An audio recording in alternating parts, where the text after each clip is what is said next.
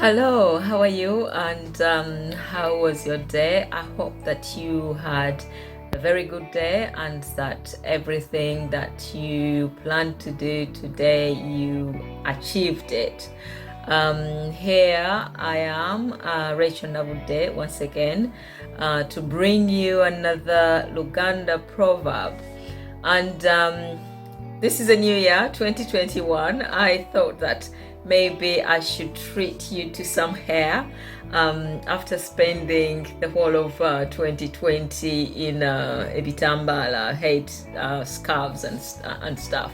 So this year I'm gonna wear some hair. Sometimes it will be my hair, and at other times it will be, I don't know, no, not someone else's hair, but at other times it will be something different. But yeah, hey ho. I hope that you are keeping up with the in good spirits, because the times that we're going through are hard times. So today the Luganda Proverbs that I'm bringing to you is called Akaggo akakuba mukabalo bw'okalaba okakasuka mu muliro. If you wanted to translate that, if you see the whip that struck your co-wife, throw it over a fire. Now that sounds a bit strange to be talking about beating wives and co-wives on Enyimba za Kristo, but hey ho, it does happen. So basically this is about risk management and hazard control within society. So this proverb, I've expanded it the way I understand it, and I hope that it makes sense to you as well as you listen to it. So here it goes.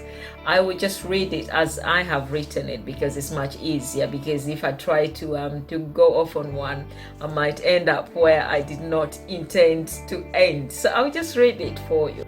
In ancient Uganda, men used to have more than one wife under the same roof. Yes, under the same roofs. So co-wives would compete with each other over the love and attention of their husband, who would be spoiled for choice, as you can imagine.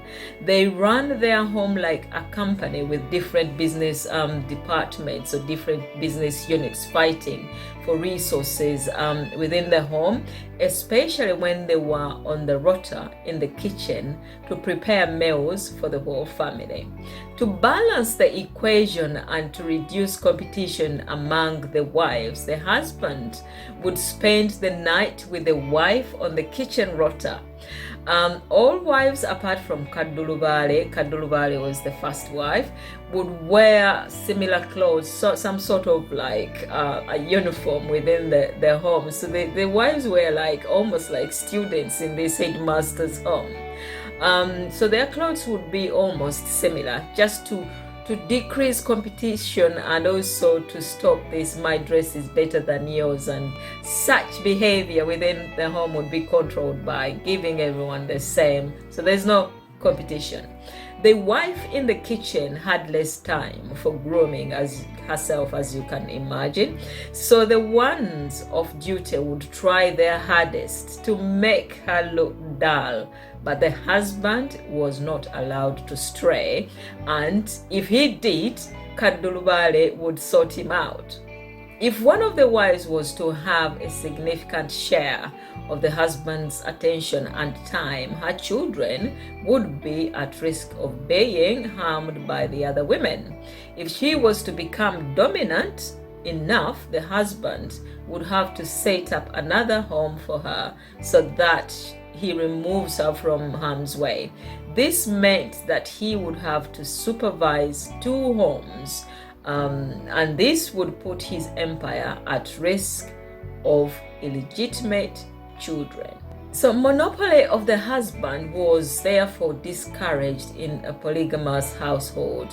So after living together and sharing the same man, kitchen and bed, co-wives became almost like fraternity sisters with a united objective to cover each other's back and to keep their husband within the courtyard. There would be a time when they would cheat on their husband due to the long rota and waiting for their turn to be on the kitchen rota. So it was during this time that they would look out for each other. Hence the proverb that any identified tools that the husband might use as sticks to beat are swiftly removed from the household. Any failure to do so might result in suffering the pain of that same stick. It was natural for a co-wife to celebrate the misfortune, the miserable failure of the contenders. However, when it came to receiving the fury from their husband, it was only the witch among them that would not have compassion on their content. So it is in any competitive environment. If you recognize a potential hazard to your colleagues, family members, business with whom you have a shared objective, it is imperative that you isolate the risk as soon as you can, lest you too may suffer loss from the same risk factor. This is why consortiums, trade associations are set up so that they can lobby together and bring about industrial change for the common good. Cartels come together to fix prices. Partners try to stay within a set price margin so that they do not undersell each other. This proverb is applicable also to handling harmful situations in a workplace environment. It is every worker's responsibility to report any identified hazards and to make sure that they are removed from their working environment. Failure to remove such a hazard can result in personal or general harm. Harmful situations can be substances or abusive individuals. Just because a bully has not picked on you, it does not alienate you from the ripple effect of their harmful behavior. So whistleblowers in a working environment, that is why they are so important. If you identify someone who is bullying, harassing, and discriminating against others, and you feel that it is safe because it's not directed to you, it is wrong. You have to make sure that that is dealt with, because later on that could also overspill to your side. For example, if someone is being bullied in the workplace and they end up taking time off sick and it becomes a long sick leave, who is going to pick up their workload? You who thought that you are safe and sound. The most effective method for controlling hazards is elimination, which is what the co-wife does by burning the stick. She doesn't try to substitute or buy personal protective equipment to make sure that when her turn comes, she would be well prepared and well protected. The best preparation is to remove the hazard. A story is told of two witches that lived together. One night before they went to bed, they argued about whose turn it was to lock up, and they both denied it was their turn. While they were sleeping, a wolf came into their courtyard and into their house and dragged one of them out of the house. As she screamed for help, the other witch shouted out to the wolf, saying, "I told you to lock up and you refused. Mr. Wolf, drag her away, but make sure that you spare my pumpkins, because I don't want my pumpkins to be damaged." She forgot that the door was still wide open, and the wolf answered, saying, "Come out and show me where your pumpkins are, my lady. It is kind of dark here."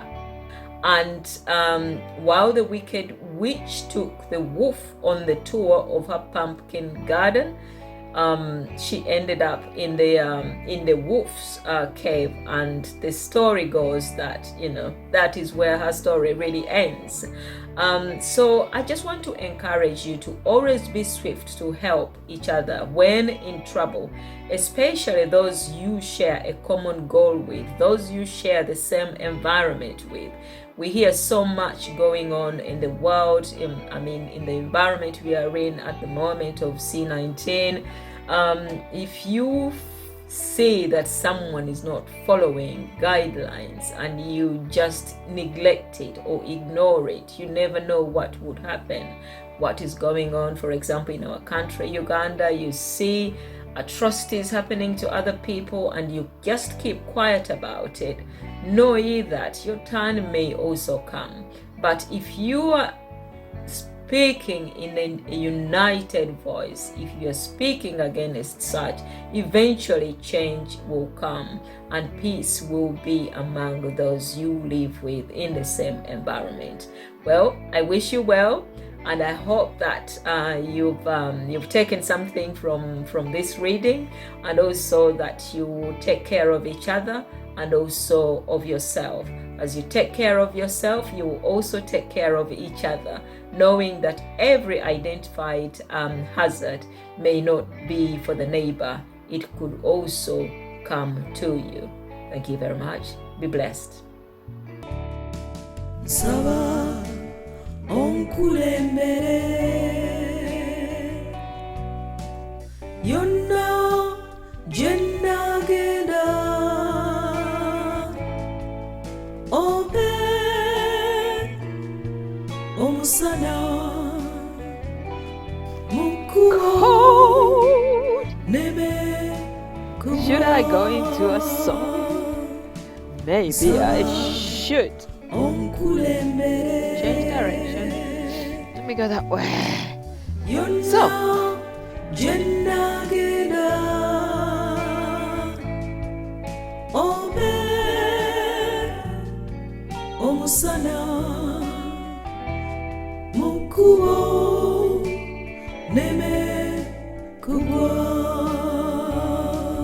it is not fun. I cannot even walk fast. And you have to be very so careful. I hope I don't fall on camera. This is what they call blizzard cold.